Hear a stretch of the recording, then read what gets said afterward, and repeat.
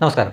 കഴിഞ്ഞ ദിവസങ്ങളിൽ മലയാളികളുടെ മനസാക്ഷിയെ നൊമ്പരപ്പെടുത്തിയ ഒരു സംഭവം തന്നെയായിരുന്നു കൊല്ലത്ത് വൈദ്യുതി ആഘാതമേറ്റ് മരണപ്പെട്ട മിഥുൻ എന്ന വിദ്യാർത്ഥിയുടെ ആ ദാരുണമായിട്ടുള്ള സംഭവം. അതിനെപ്പറ്റി കേരളത്തിൻ്റെ മുഖ്യമന്ത്രിയുടെ അഭിപ്രായം അറിയാൻ വേണ്ടി മാധ്യമപ്രവർത്തകർ അദ്ദേഹത്തെ സമീപിച്ചപ്പോൾ അദ്ദേഹത്തിൻ്റെ പ്രതികരണമുണ്ട്. അതൊന്ന് കണ്ടു നോക്കുക. തേവലക്കര സംഭവത്തെക്കുറിച്ച് എന്തെങ്കിലും പ്രതികരിക്കാനുണ്ടോ? ജനങ്ങൾ പ്രതികരണം ആഗ്രഹിക്കുന്നുണ്ട്. കേരള സമൂഹം അദ്ദേഹത്തിൻ്റെ പ്രതികരണം അറിയാൻ താല്പര്യമുണ്ട് എന്ന തരത്തിലാണ് മാധ്യമങ്ങൾ അദ്ദേഹത്തെ സമീപിക്കുന്നത്. എന്നൊരു പ്രതികരണം മാത്രമാണ് അദ്ദേഹം നടത്തിയത്.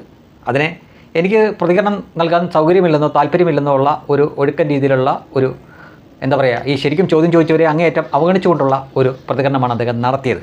എന്നാൽ ഇനി വിദ്യാഭ്യാസ മന്ത്രി വി ശിവൻകുട്ടിയുടെ പ്രതികരണമാണ് ശരിക്കും നമ്മൾ കേൾക്കേണ്ടത്, പഠന വിധേയമാക്കേണ്ടത്.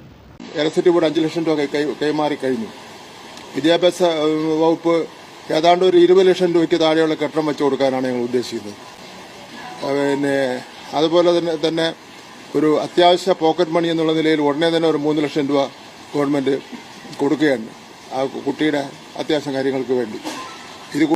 മരണപ്പെട്ട വിദ്യാർത്ഥിയുടെ ബന്ധുക്കൾക്ക്, മാതാപിതാക്കൾക്കും ഒക്കെ അവർക്ക് ധനസഹായം കൊടുക്കുന്നതും വീട് വെച്ച് കൊടുക്കുന്നതൊക്കെ നല്ല കാര്യം തന്നെയാണ്. പക്ഷേ അദ്ദേഹം അവിടെ ഉപയോഗിച്ചൊരു വാക്കുണ്ട്, ഒരു വാചകം, പോക്കറ്റ് മണിയായിട്ട് തൽക്കാലം കൊടുക്കുന്നുണ്ടെന്ന് ഉപയോഗിച്ചിരിക്കുന്ന വാക്ക്, ഒരു കമ്മ്യൂണിസ്റ്റ് മന്ത്രി നേതാവ് ഉപയോഗിച്ചിരിക്കുന്ന വാക്ക്, ഒരു കുട്ടി മരണപ്പെട്ടു, സർക്കാരിൻ്റെയും മറ്റ് അനുബന്ധ സംവിധാനങ്ങളുടെയും നിരുത്തരവാദപരമായിട്ടുള്ള പ്രവർത്തികൾ കൊണ്ട് മാത്രമാണ് ആ കുട്ടി മരണപ്പെട്ടത്.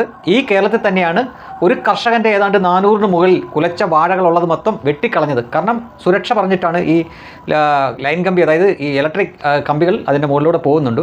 അതിൻ്റെ സുരക്ഷാ കാരണം പറഞ്ഞുകൊണ്ട് ഈ കേരളത്തിൽ തന്നെ ഒരു കർഷകൻ്റെ 400 മുകളിൽ കുലച്ച വാഴകൾ വെട്ടിക്കളഞ്ഞ അതേ KSEB പ്രവർത്തിക്കുന്ന ഈ കേരളത്തിൽ ഒരു സ്കൂളിൻ്റെ മുകളിലൂടെ മുകളിലൂടെ ഇങ്ങനെ കടന്നു പോകുന്ന ഈ വൈദ്യുതി ലൈൻ മാറ്റിയില്ല. അതങ്ങനെ പോയതുകൊണ്ട് മാത്രമാണ് ആ കുട്ടിക്ക് ഈ ഒരു ദാരുണ സംഭവം ഉണ്ടായത്. ഈ സംഭവത്തിൽ മരണപ്പെട്ട് അവരുടെ കുടുംബത്തെ ആശ്വസിപ്പിക്കണം, ധനസഹായം കൊടുക്കണം. അതൊക്കെ ഇവിടെ കുറേ കാലമായിട്ട് ഇങ്ങനെ തുറന്നുകൊണ്ടിരിക്കുന്ന ഒരു സംവിധാനങ്ങൾ തന്നെയാണ്. അതിനകത്ത് അത്ഭുതമൊന്നുമില്ല. പക്ഷേ ഈ വിദ്യാഭ്യാസ മന്ത്രി പറഞ്ഞ ഒരു ശൈലിയിലാണ് പോക്കറ്റ് മണി, ഒരു വീടിന് അത്താണിയാവേണ്ട, വളർന്നു വരേണ്ട, അവർക്ക് വിളക്കാവേണ്ട ഒരു മകൻ മരണപ്പെട്ടിരിക്കുമ്പോൾ മാതാപിതാക്കൾക്ക് പോക്കറ്റ് മണിയായിട്ട് കുറച്ച് കാശിപ്പം കൊടുക്കുന്നുണ്ട് എന്ന് പറഞ്ഞു വെച്ചിരിക്കുകയാണ്. ഇതൊന്നും കേരള സമൂഹത്തിൽ ചർച്ചയാവില്ല. എന്താണെന്നറിയാമോ?